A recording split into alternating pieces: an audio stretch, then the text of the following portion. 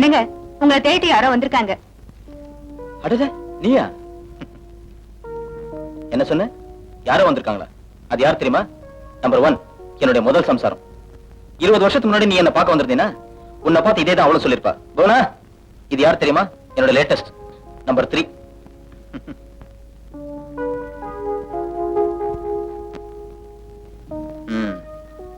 என்ன திடீர்னு என்ன பார்க்க நீயே வந்திருக்க?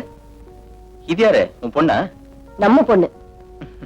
நீ சொல்ற, நான் நம்புறேன். உட்காருது. நான் உட்கார வரல. உங்க மகளோட கல்யாணத்துக்கு நீங்க மணமேடையில வந்து நிக்கணும்னு கூப்பிட வந்திருக்கேன்.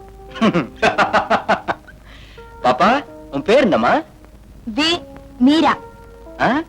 We for Vedachalam. உன் பேருக்கு முன்னாடி இருக்கிற இன்ஷியல ஊருக்கு உறுதிப்படுத்தணும்னு உங்க அம்மா கூப்பிடுறாளா? இப்படி கூப்பிட வேண்டிய நிலைமை வரும்னு முன்னாடியே நினைச்சிருக்கணும். வி ஃபார் வேதாச்சலம் இல்ல, விக்டரி ஃபார் வேதாச்சலம் சொல்லலாம். நீ என்னதான் மதிப்பு மரியாதை இருந்தாலும் இந்த உலகத்தை பொறுத்த வரைக்கும் நீ ஒரு வாழா வெட்டி. உன் புருஷன் எங்கன்னு கேட்டிருப்பாங்க. புருஷன் ஒருத்தனை கொண்டாந்து என் பொண்ணுக்கு இவன் ஒரே அப்பன் உறுதிப்படுத்த சொல்லிருப்பாங்க. அந்த அடி இங்க வந்து விழுந்திருக்கீங்க. Am I right? உன்னை பத்தி எனக்கு தெரியாது. என் வாழ்க்கையில கொஞ்ச நாள் குடியிருந்துட்டு ஓடினவளாச்சே, காரணம் இல்லாம வர மாட்டியே. உன் பொண்ணுக்கு அப்பாவா ஒரே ஒரு நாள் என்ன நீ எதிர்பார்க்கிற. அதாவது உனக்கு புருஷன் சொல்லிக்கிறதுக்கு இப்ப நான் தேவை இல்ல? இது உங்க சான்ஸ். நான் ஒண்ணு பேச முடியாது. உங்களை வர சொல்லி கட்டாயம் நான் கேட்டுதான் ஆகணும்.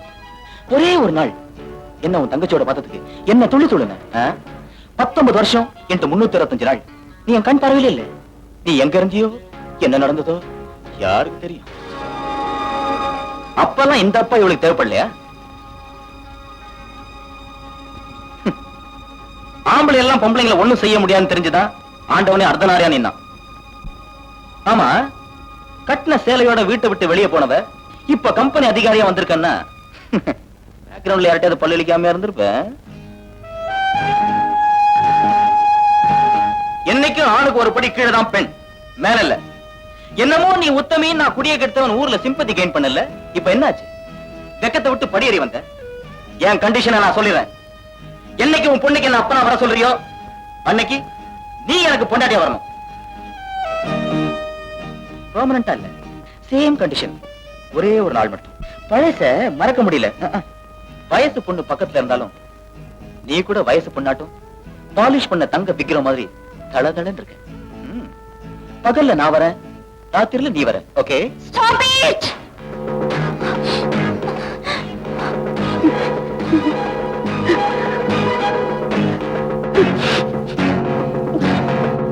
நீ ஒரு அப்பனா? நீ எங்க அம்மாவுக்கு புருஷனா மட்டும் இல்ல, மனுஷனா மதிக்க கூட யோகியதை இல்லாதவன். உன் நல்ல காலம் நீ எனக்கு அப்பனா போயிட்ட.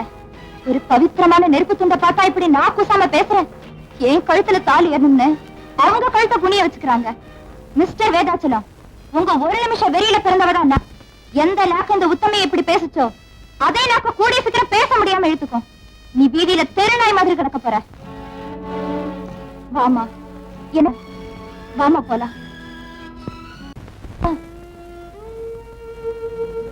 காதலுக்கும் காமத்துக்கும் நடுவுல நீ சீதையா தீ குளிக்கிற பாரு. அத பாக்குறப்போ உன்னை தாயா அடைஞ்சதுக்கு பெருமைப்படுறேம்மா.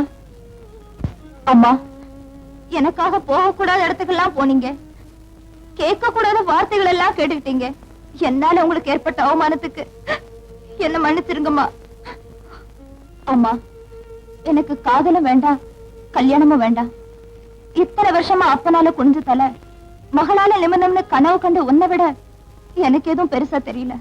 நான் இப்பவே பாபுவை சந்திச்சு எனக்கு என் கல்யாணம் முக்கியம் இல்ல, எங்க அம்மாவுடைய மானம் மரியாதை முக்கியம் சொல்லிட்டு வந்துடுறேன். நான் வரேம்மா. மீரா, உன்னை ஒரு நல்ல இடத்துல கைய பிடிச்சு ஒப்படைச்சிட்டா என் பொறுப்பு தீந்துரும். கற்பில நெருப்பா வாழ்ற என்ன உங்க அப்பாவுடைய நாக்கு சுட்டுடாது. எனக்குள்ள இருக்கிற வைராக்கியம் நிச்சயமா உங்க அப்பாவை தலைக்குனிய வைக்கும். அவங்க வரபடி வரட்டும். உங்க அம்மா வாழாவட்டி வர்க்கத்தோட பிரதிநிதி. இதெல்லாம் நேத்தோ இன்னைக்கோ உங்க அம்மாவுக்கு மட்டும் நடக்கிற பிரச்சனை இல்ல, ஒரு ஆணுக்கும் பெண்ணுக்கும் நடக்கிற உரிமை பிரச்சனை. யாருக்கு யார் தேவை, யாருக்கு யார் அடிமைங்கிற மான பிரச்சனை. சிவன் கோயில்ல எங்காவது ஒரு மூலையில நிச்சயமா துர்க்க சந்நிதி இருக்கும். ஆனா சக்தியுடைய ஆலயத்துல சிவன் இருக்கணுங்கிற அவசியம் இல்ல, இல்லாமலும் இருக்கலாம். சிவனுக்கு விசேஷம் எல்லாம் ஒரே ஒரு ராத்திரி. நாம தூங்காம கண் முழிக்கிறோமே அந்த சிவராத்திரி. ஆனா சக்திக்கு நவராத்திரி. 9 நாளும் கொலுவிருந்து சூரசம்ஹாரம் செய்தவர். ஒரு பெண் நினைச்சா அவ வயிறு எரிஞ்சா பெத்து கொடுக்கிறவ கத்து கொடுக்க முடிவெடுத்தா என்ன ஆகும்னு பாரு.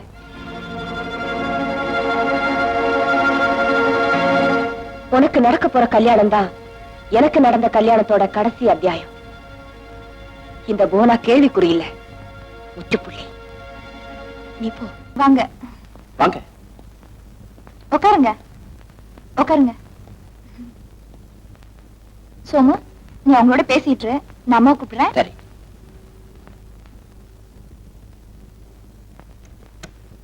அம்மா,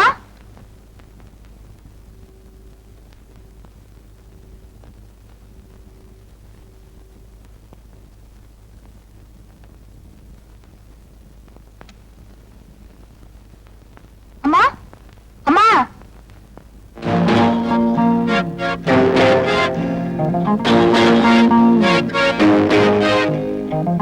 அம்மா,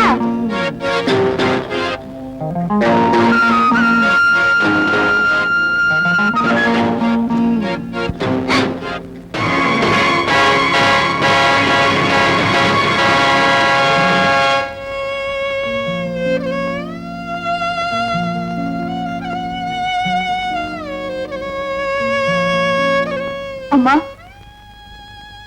அம்மா, என்னம்மா இது? வா.